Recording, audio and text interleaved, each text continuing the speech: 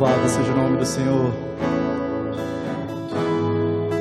Te adoramos, ó Deus, porque reconhecemos o Teu poder.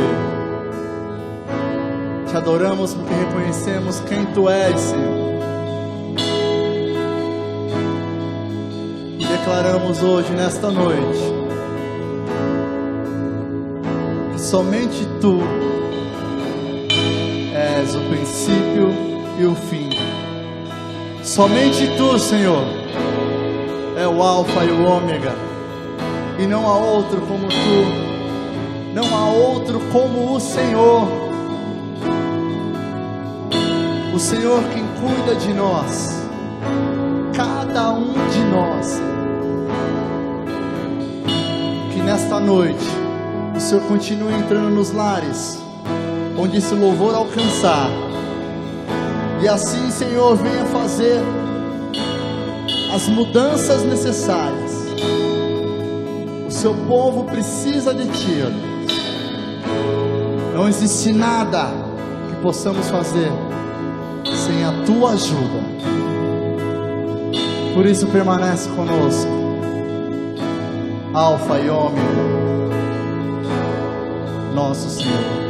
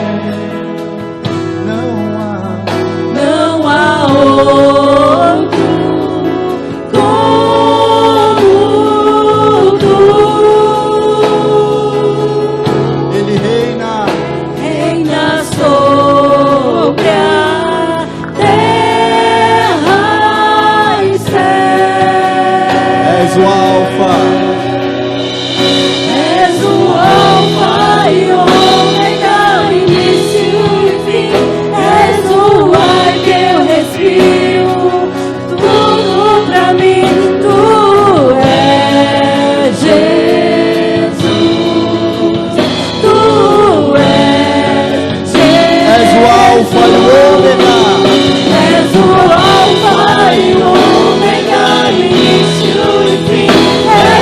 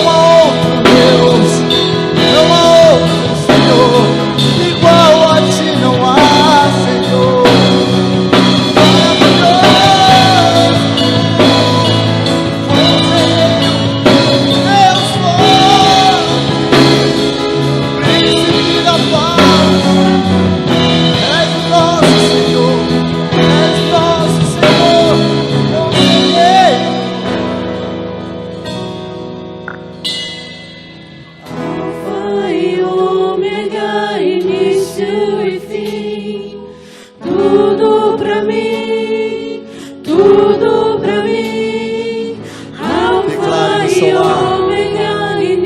Repita conosco, diga que Ele é o Alfa e o Ômega. Tudo pra mim, Ele é tudo para você. Repita. Repita, Senhor, Tu és tudo para mim. Senhor, Tu és tudo para mim. Senhor, Tu és tudo para mim. Tu és o Alfa e o Ômega. És o Alfa e o Ômega. És o ar que eu respiro. Tudo pra mim, Tu és Jesus. Tu és És o Alfa e o Ômega. És o Alfa e o Ômega, início e fim. És o ar que eu Eu respiro. respiro. Tudo pra mim, Tu és Só Tu és Jesus. Tu és Jesus.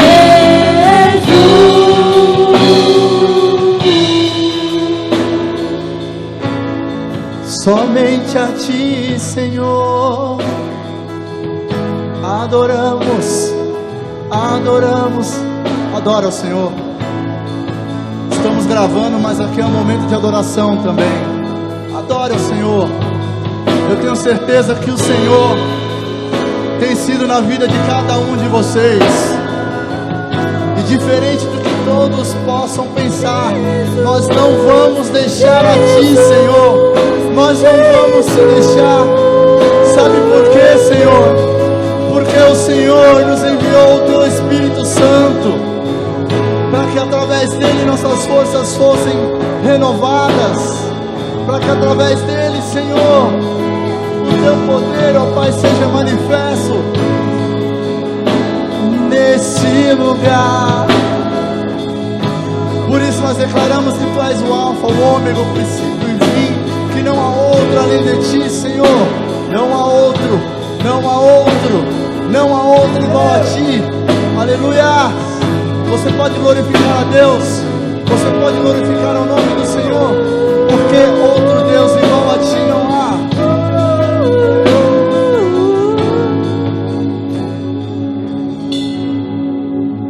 És o Alfa E o Ômega, início e fim. És o ar que eu respiro. Tudo pra mim, Tu és Jesus. Tu és Jesus.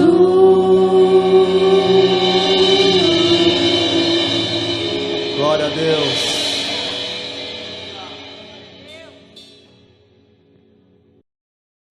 Muito boa noite, meus amados e minhas amadas irmãs da Igreja Batista do Jardim Brasília. Quero saudar a todos vocês com a graça e com a doce paz do nosso Senhor e Salvador Jesus Cristo. Também saudar todos aqueles que estão nos ouvindo, aqueles que estão acompanhando aí através do YouTube, aqueles que têm acessado o YouTube.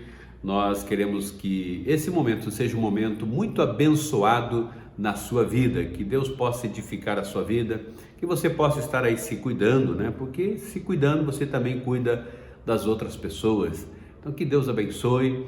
Nós vamos continuar orando para que esse momento passe o mais rápido possível, né? Nós estamos nessa expectativa de um grande encontro, mas enquanto não temos o nosso encontro, nós continuamos com os nossos encontros online, aqui o nosso encontro pelo YouTube, né? Então que Deus abençoe e nós vamos dar sequência ao nosso encontro dessa noite, um culto de adoração e louvor a Deus. E nós vamos começar louvando e adorando o Senhor, tá bom? Então vamos adorar o Senhor com essa música, com a nosso grupo de louvor da nossa igreja, que possa realmente ser uma bênção na sua vida.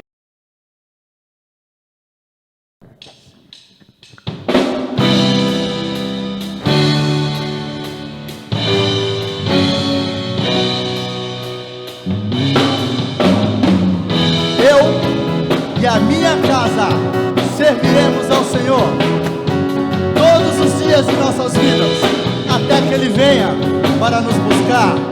Aleluia! Minha casa e eu serviremos a Deus. casa e eu serviremos a Deus. Como é bom sua voz sempre obedecer, os seus passos seguir, seu querer cumprir, nossas vidas consagradas voltar para o seu louvor. Minha casa e eu serviremos a Deus. Eu e minha casa. Minha casa e eu Aleluia. Serviremos a Deus.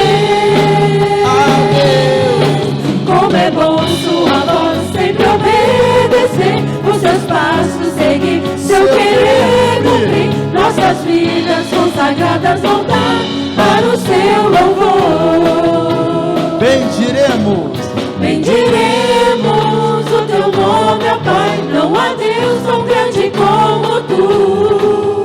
Seguiremos só o Mestre, nos rendemos somente a ti, nos rendemos somente a ti. Minha casa e eu serviremos a Deus.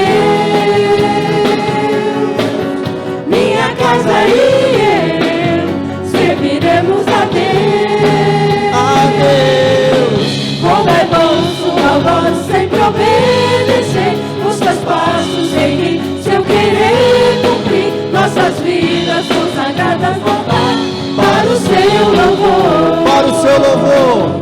Para o seu louvor. Para o seu louvor. Para o seu louvor. Para o seu louvor. Para o seu louvor.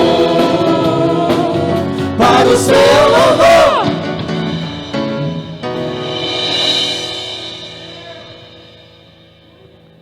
Amém. Deus abençoe. Então, meus irmãos, nós queremos convidar vocês. Essa semana, segunda-feira, começa o nosso Congresso da Família, conforme nós temos divulgado aí.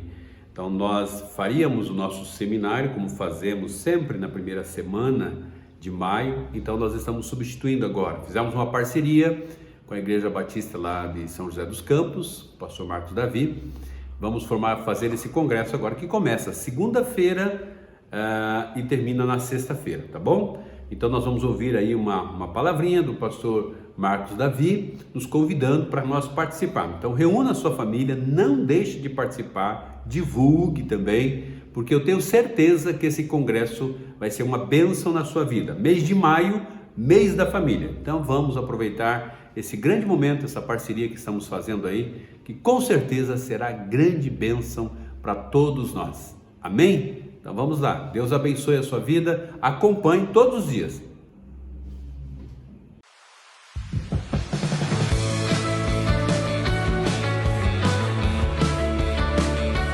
Graça e paz, querida Igreja Batista no Jardim Brasília. Estamos muito felizes com a oportunidade de ter vocês com a gente no nosso Congresso da Família.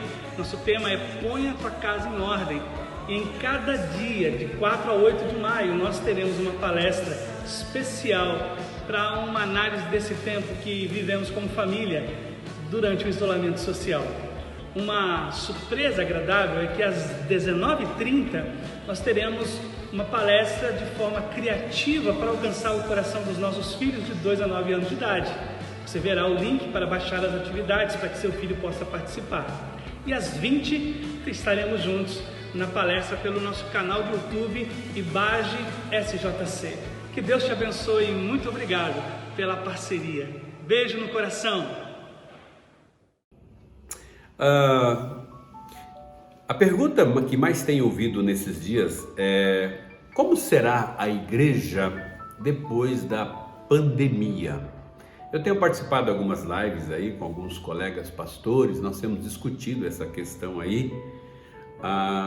Então o que me chamou a atenção foi uma palavra do pastor Dr. Israel Belo de Azevedo. O pastor Israel foi meu professor de História do Cristianismo do Seminário Teológico Batista do Sul do Brasil, lá no Rio de Janeiro. E ele fez uma afirmação que me chamou a atenção: a igreja do futuro deverá ser uma igreja misericordiosa. Então eu fiquei com essa frase na minha mente e fiquei pensando, o que seria uma igreja misericordiosa? Uma igreja misericordiosa é uma igreja além do templo, né? Uma igreja misericordiosa é uma igreja que não está preso aos rituais, é uma igreja que não está preso à religiosidade, até porque eu tenho falado constantemente que Deus está farto de religiosidade, de rituais, de regras de uma igreja que está longe de agir com graça e misericórdia. Então, misericordiosa é uma igreja que está voltada para as pessoas, é uma igreja que tem um coração aberto.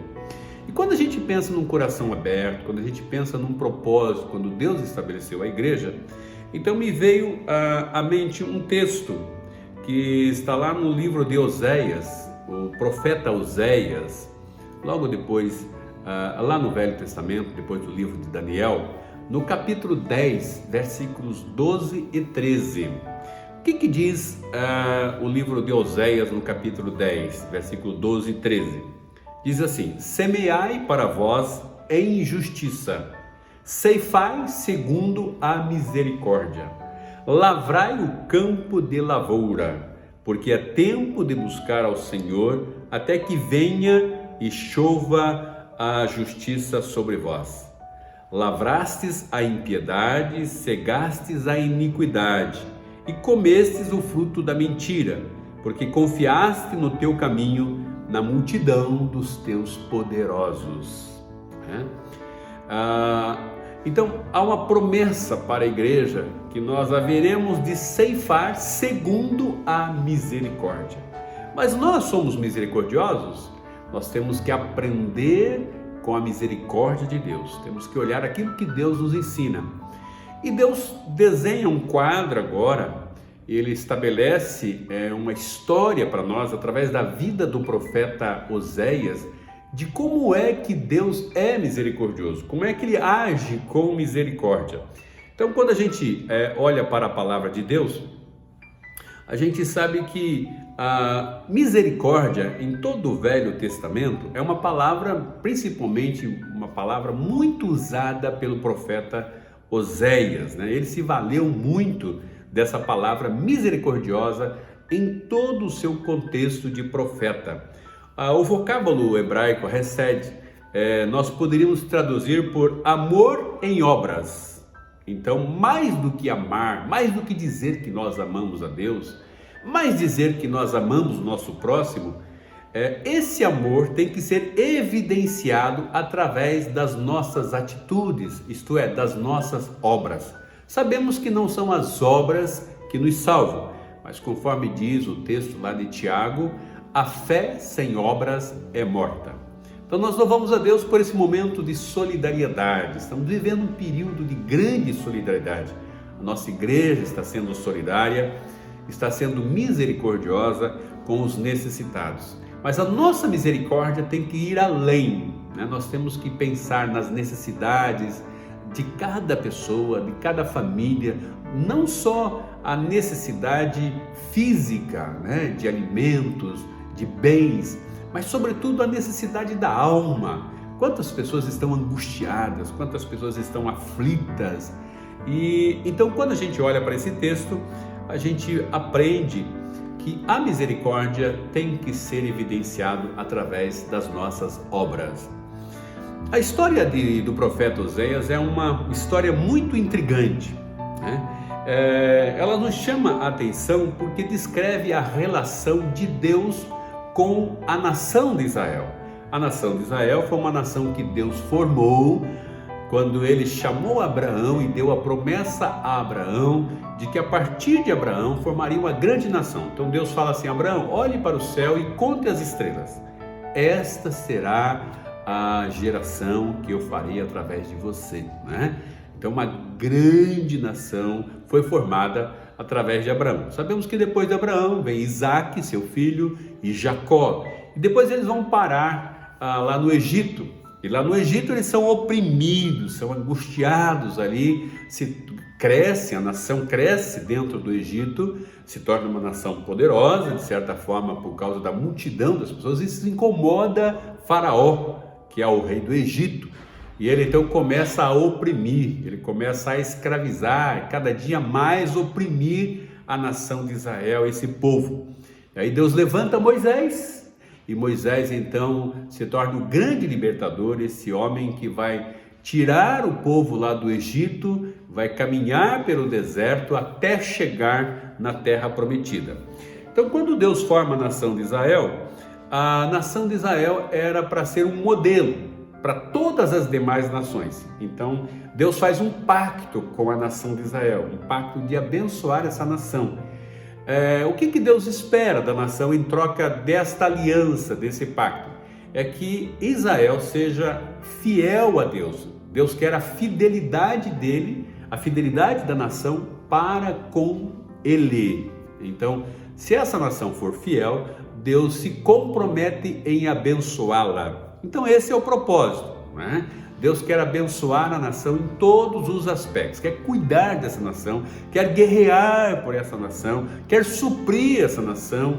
Enfim, Deus quer ser tudo. Deus quer cuidar de tudo, absolutamente tudo. Deus se propõe a isso. Só que no decorrer da história, Israel quebra essa aliança. Israel muitas vezes rompe essa aliança e então eles perdem o privilégio de ter a proteção de Deus. Evidentemente que quando a gente olha para a história do profeta Oséias, isso daria um filme excepcional, né? Ou daria uma música, dessas músicas agora muito curtida aí pela juventude, a tal da música da sofrência, né? Embora a vida de Oséias não foi uma vida sofrida, mas a história dele é uma história tipo essas músicas aí, cantadas aí pelos cantores sertanejos. Antigamente chamava-se de música brega, né? Vando, Amado Batista, Reginaldo Rossi. Mas hoje essa música brega é o maior sucesso aí na boca dessa nova geração aí, né? Há gosto para tudo, mas essa é uma outra questão. Oséias significa Deus salva. Seu ministério profético aconteceu no século 8 a.C.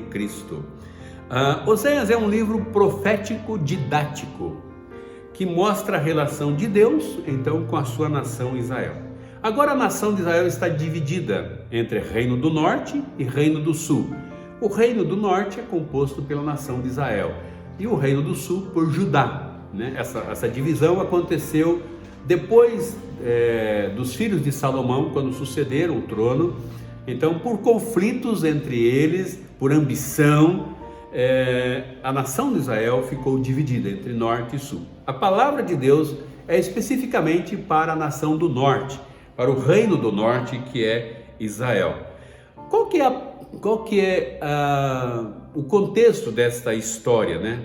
Então nos chama a atenção porque Deus pede a Oséias, o profeta, que se case com uma mulher prostituta, né? É isso mesmo. Deus pede a Oséias que se case com uma prostituta. Essa prostituta chama-se Gomer, né? Por que isso? Era a ideia de mostrar a relação adúltera de Israel para com Deus. Então, Oséias representa aqui a pessoa de Deus e Gomer a nação de Israel. E essa relação de Gomer para com Oséias é uma relação adúltera. Então, demonstra a infidelidade da nação para com a aliança que Deus fez com Israel. Essa relação promíscua representa o abandono que essa nação fez de Deus, o abandono com as alianças e a sua relação com os países pagãos, né? Gomer representa então a nação de Israel, e Gomer, que é a esposa de Oséias, ela rompe com a sua confiança com o seu marido e vai atrás dos seus amantes. Então essa história começa a descrever isso.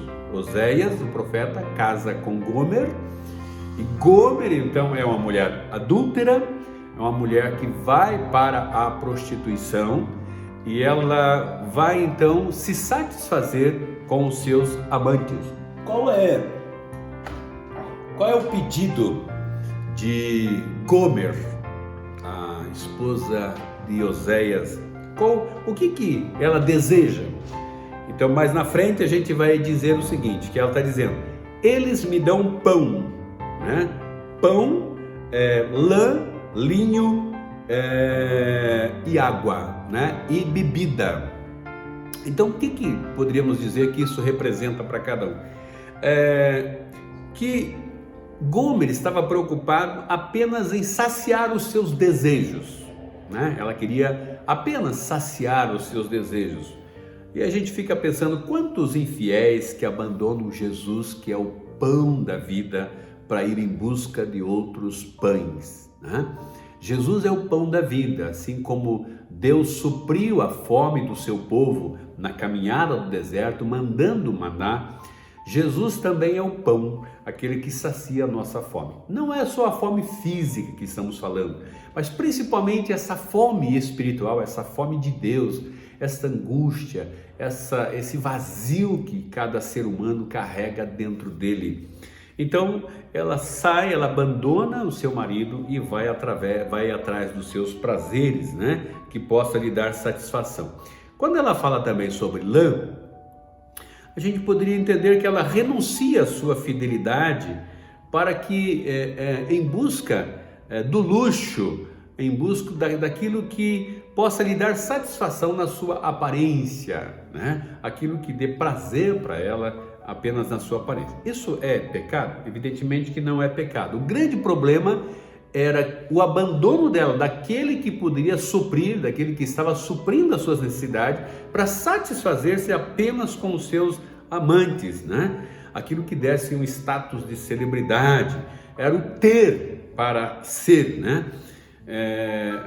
Então pergunto, quantas vezes você já desistiu de participar de um culto, de participar de um trabalho da igreja, já tratou a igreja como algo secundário na sua vida, né? Quantas vezes as pessoas abandonam Jesus, quantas vezes as pessoas abandonam seus compromissos e substituem por outros prazeres, por algo que lhe satisfaça mais, né? Então esta é exatamente a relação de Gomer com Oséias, esta é a relação que Deus está dizendo, né? Das pessoas que abandonam os caminhos de Deus e querem apenas satisfazer os seus desejos, querem viver em função de si mesmo, né?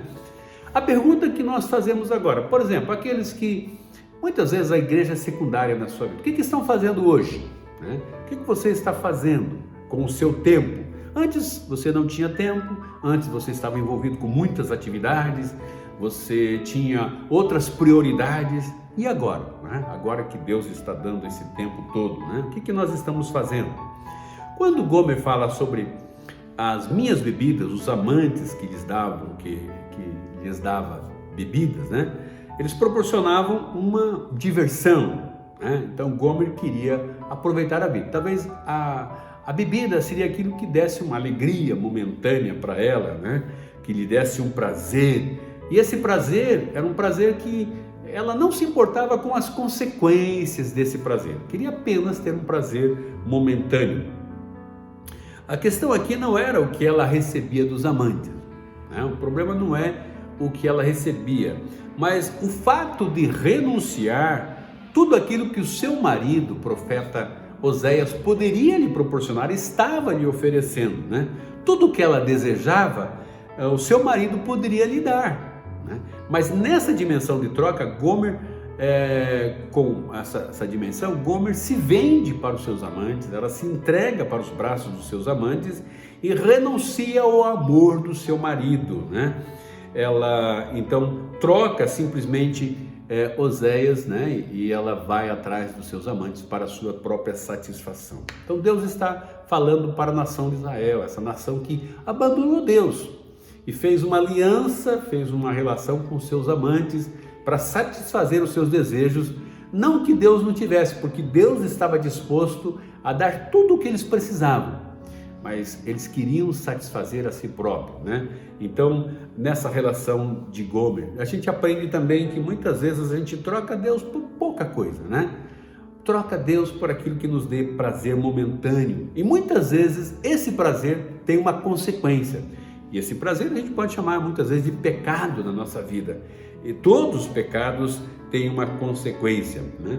Como teve na vida, por exemplo, de Davi, teve na vida de todos os personagens que a gente lê e conhece.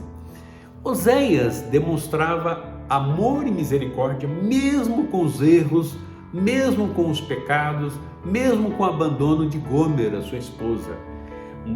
Oséias sempre recebia Gomer de volta, demonstrando o seu amor, demonstrando o seu perdão e agindo sempre com misericórdia. Então, esta história mostra para nós a graça de Deus, o amor de Deus para com os seus filhos e a sua misericórdia, né? O que significa a palavra misericórdia, né? Córdia significa coração, significa colocar a miséria, colocar o coração na miséria do outro. Então Deus coloca o seu amor na nossa miséria, nós homens pecadores, nós seres humanos pecadores. Então exatamente esse é o contexto, né?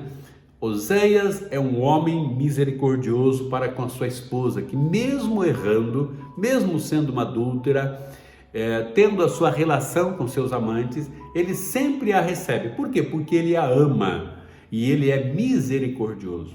Então nós temos um Deus que sempre está disposto a nos receber, porque nosso Deus é um Deus de misericórdia.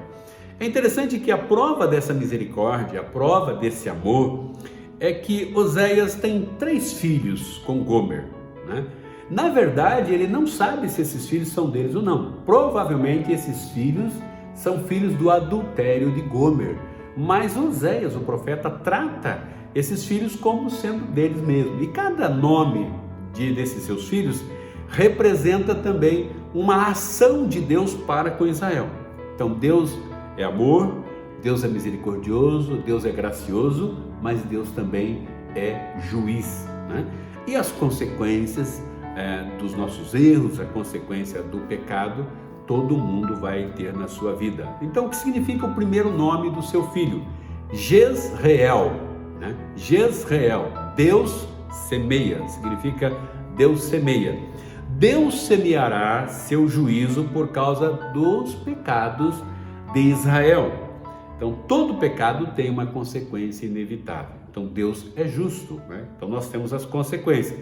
Então, Deus está mostrando, através do nome desse filho, Jezreel, que a nação de Israel sofrerá as consequências da quebra da sua fidelidade, da quebra da aliança com Deus, assim como Gomer também representava a quebra dessa aliança. Outro nome do outro filho chama-se Lo-Ruhamá.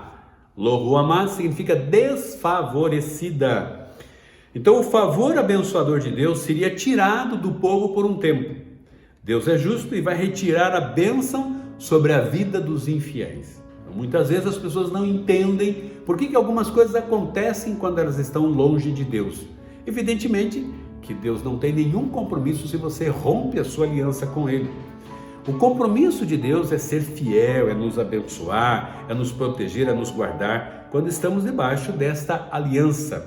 Então, Deus está falando para a nação de Israel que essa aliança foi rompida. Então, por um determinado tempo, Deus vai retirar a mão, vai retirar a sua proteção sobre esta nação. E é o que acontece mais tarde, depois, conforme a gente vai ver no decorrer da história. Outro nome é Lo-Ami. Lo-Ami, não meu povo. O que Deus está dizendo? O Senhor rejeitaria Israel em razão da sua infidelidade, né? Significa que Deus romperá a aliança com o seu povo, né? Esse filho não será reconhecido pelo pai, por Deus, né? Então, o profeta está dizendo que esse filho não foi reconhecido por ele. Por quê? Porque esse filho é filho do adultério, né? É filho da prostituição. Então, o que Deus está dizendo, né? Que essa infidelidade vai levar com que essa aliança seja quebrada. Então, a nossa infidelidade, a infidelidade daqueles que quebram a aliança que foi feita com Cristo, e nós somos, quando a gente realiza a celebração da ceia, por exemplo, Jesus fala: esta é a nova aliança que eu faço com vocês no meu sangue, né? Então comam do pão e beba do vinho até que ele venha, né? Até o nosso encontro com Jesus. Então a celebração da ceia significa a celebração desta aliança que nós fizemos no sangue de Jesus, aquele que morreu por nós ali na cruz, aquele que veio ao nosso encontro. Oséias sofre, evidentemente, como qualquer pessoa, né?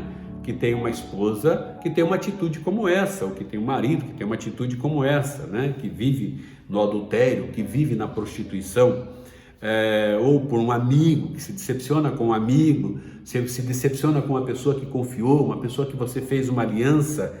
Mas Oséias representa a misericórdia de Deus, mesmo mediante a infidelidade dos seus seguidores. Mesmo diante da infidelidade da esposa, Oséias provia todas as necessidades, era amoroso e agiu assim por repetidas vezes, mesmo que a sua esposa o trocasse pelos seus amantes. Essa aliança demonstra nesse texto a mesma que Jesus fez na cruz por nós, né? A mesma aliança quando Jesus deixou a sua glória, o Filho de Deus, e veio ao nosso encontro, né? E ele veio para nos constituir. A igreja de Jesus é a esposa dele, né? É a esposa. Diz que o noivo voltará um dia para buscar a sua noiva. Nós somos a esposa, nós somos a noiva de Cristo que estamos aguardando a volta dele, quando ele voltará para nos encontrar. Então, Jesus espera que a sua igreja hoje, o seu Israel, demonstre a sua fidelidade, que seja fiel a ele.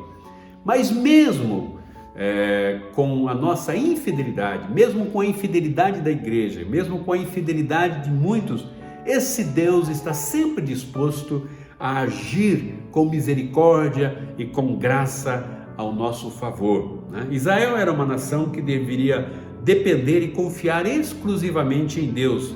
Assim, foi a aliança que foi estabelecida, esse pacto de fidelidade. Quando fazemos um pacto com Cristo, Deus espera de nós a nossa fidelidade também, né? Que nós coloquemos Deus como algo exclusivo, que nós não possamos nos envolver com os outros ídolos. Há tantos ídolos que tentam tirar a glória de Deus, que tentam destruir a nossa relação com Deus, né? Talvez os bens materiais, tem gente que está mais apaixonado por seus bens do que apaixonado por Deus. Tem muita gente que é muito mais apaixonado por seu dinheiro do que apaixonado por Deus. Enfim, nós construímos ídolos para nós temos essa necessidade de construir ídolos, né? Até na política, nas celebridades, no futebol, elegemos alguns ídolos, porque temos essa necessidade. Então nós trocamos às vezes, né? Amamos mais esses ídolos que às vezes, evidentemente, sempre estão nos decepcionando, e esquecemos Deus que está sempre pronto. O que um desses ídolos faz em benefício a você, né? Então, às vezes temos os nossos prazeres aí, mas o que esses ídolos podem lhe dar? Apenas querem lhe tirar, né? Muitas vezes nós muito mais oferecemos alguma coisa para eles do que recebemos dele. Evidentemente que pouco recebemos, mas muito temos para dar. Assim diz a palavra de Deus lá no livro de 1 João, na carta, 1 João capítulo 4, versículo 2. Assim, nisto consiste o amor, não em que nós tenhamos amado a Deus, mas em que Ele nos amou e enviou o seu Filho como propiciação pelos nossos pecados. Então, repetindo, 1 João capítulo 4, versículo 10. Assim, nisto consiste o amor, não em que nós tenhamos amado a Deus. Quer dizer, não foi a minha atitude de amar a Deus, mas Deus nos amou e enviou o seu Filho para me perdoar, para me purificar dos meus pecados. Então foi uma atitude de Deus, porque Deus é amor, Deus é misericordioso, Deus sempre toma uma atitude em nosso favor. E ainda no Salmo 145, versículos 8 e 9 diz: o Senhor é clemente e cheio de compaixão, tardio em irar-se, grande em misericórdia. O Senhor é bom para todos e as suas misericórdias são sobre todas as suas obras. Então o Senhor é clemente e cheio de misericórdia, cheio de compaixão, tardio-se em irar-se. O Senhor é bom para todos. Esta bondade de Deus é que Ele ensina à igreja, para que nós, como igreja, também sejamos misericordiosos, para que possamos expressar esse amor na prática, no dia a dia. Esse mesmo Deus que demonstra através de Oséias que sempre Oséias recebe a sua esposa de volta em amor, porque a ama e é sempre misericordioso, recebe ela todas as vezes que ela volta da sua relação com seus amantes. Deus estava disposto a receber a sua nação de volta, porque Deus a ama. Deus ama a igreja, Deus nos ama. Isso a gente vê muito demonstrado na relação do pai com o filho pródigo, aquele filho que abandona o seu lar, aquele filho que abandona a sua família e sai para desfrutar dos prazeres, né, que ele quer. É um filho egoísta que está voltado para si, abandona, mas quando ele se arrepende e ele volta para o seu lar, o pai o recebe de braços abertos, né? Embora sabemos que sempre quando nós erramos, nós temos uma consequência disso, né? Então, sendo o amor de Deus, sendo Deus misericordioso, sendo Deus amoroso, também é justo. Sendo justo, o profeta começa a avisar sobre o juízo de Deus sobre os infiéis. Então, Deus está pronto a... Por que essa mensagem? Para que o povo se arrependa, para que a nação de Israel se arrependa. Deus está falando para a nação que eles devem se arrepender e voltar-se para Deus. Deus sempre nos dá uma oportunidade. E esta mensagem também é uma mensagem de juízo. Nós agimos com misericórdia, com amor, mas também temos um Deus que é justo. E essa nação, depois de experimentar um grande período de prosperidade econômica e militar, essa nação é uma nação próspera em todos os aspectos. Ela é invadida pelos assírios. O profeta anuncia que a consequência desse afastamento, da quebra desta aliança, vai ter uma consequência. Qual é a consequência? Os assírios, uma nação poderosa, um império grande, se levanta e vem contra a nação de Israel, invade a nação de Israel, e a nação de Israel se torna escravizada, se torna escrava dos assírios, né? Porque quebraram esta aliança. A consequência da quebra desta aliança é inevitável. A história do profeta Oséias nos ensina que há um Deus amoroso e misericordioso, que o fruto da sua graça, como sempre fez para conosco, está sempre disposto a perdoar os infiéis, mas Ele sempre nos avisa, sempre nos dá uma oportunidade. E se nós não aproveitarmos esta oportunidade, se nós não mergulharmos nessa graça, se nós não mergulharmos na misericórdia, se nós não entendermos, né, o quanto Deus nos ama, o quanto Ele está disposto, e a prova desse amor foi que Ele mandou o seu Filho amado para nos encontrar, para nos restaurar, para nos trazer de volta para Ele. Quando nós rejeitamos isso, evidentemente nós estamos sujeitos às consequências, né? Para nós concluirmos, há um livro que chama-se A Volta do Filho Pródigo, né, de Henry Nouwen. Fala exatamente descreve sobre a graça e a misericórdia de Deus, né? Que o filho vai para um país distante, né? O país distante é o mundo, no qual não se respeita o que na casa é considerado sagrado. A casa do filho pródigo era uma casa sagrada, mas ele abre mão e vai para o mundo. Ele abre mão dos valores. Quantos abrem mão desses valores? Quantos abandonam a Deus, abandonam a casa de Deus, né? E ele vai dizendo, né? Abre aspas. Invisível a voz do amor, deixar a casa é, portanto, muito mais do que um acontecimento histórico limitado a tempo e lugar. É negar a realidade espiritual de que pertenço a Deus com todo o meu ser, que Deus me ampara no eterno abraço, que sou realmente moldado nas palmas das mãos de Deus e escondido nas sombras. Deixar a casa significa ignorar a verdade que Deus me moldou. Em segredo, tecido na terra mais profunda. Deixar a casa é viver como se eu ainda não possuísse um lar e precisasse procurar muito distante até encontrá-lo. Então é isso que Henry Nouwen fala sobre, né?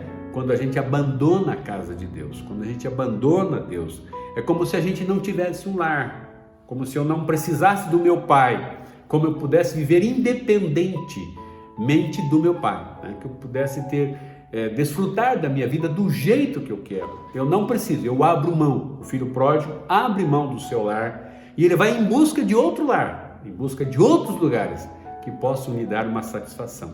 Assim também foi a relação de Gomer, a esposa do profeta Oséias, né? Que foi em busca dos prazeres. Israel rompeu essa relação com Deus, foi em busca de prazeres, foi fazer uma aliança com seus amantes, que ela confiava que podiam lhe dar aquilo que ela queria, enquanto Deus estava disposto a suprir tudo, a lhe dar tudo.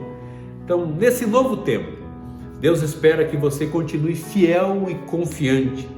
E aos que renunciaram esta fidelidade, essa aliança para com Deus, trocaram Deus por outros ídolos, Ele o aguarda. Ele aguarda você, Ele aguarda o seu retorno. Assim como o profeta aguardava a volta da esposa infiel. Deus é um Deus de amor, é um Deus de compaixão, é um Deus misericordioso, é o Deus da graça. Ele já provou isso, mandando o seu Filho para nos encontrar.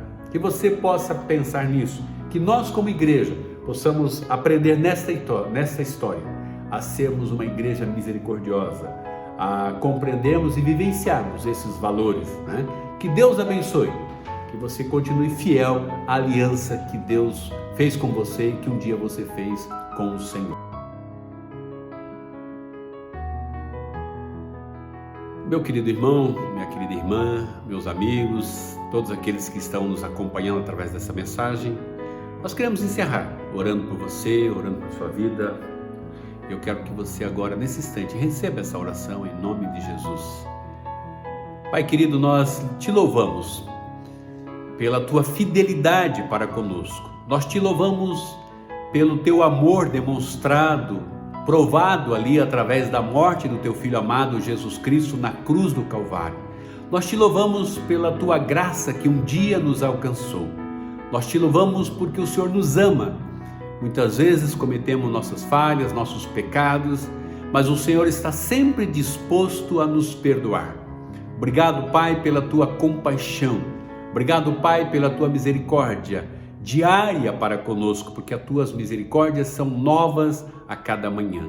Agora, Senhor, que a tua graça se manifeste na vida de cada um, que o Senhor possa estar abençoando cada lar, cada vida, cada pessoa que está nos acompanhando através desse culto, que está ouvindo esta mensagem, que o Senhor estenda a tua mão, que o Senhor abençoe. Tu sabes a necessidade de cada um, pessoas que estão angustiadas, pessoas que estão tristes, pessoas que estão sofrendo esse momento que nós passamos no nosso país, esse momento, Pai, de aflição por causa desta pandemia. Que o Senhor conforte e console o coração dos familiares que estão perdendo pessoas queridas.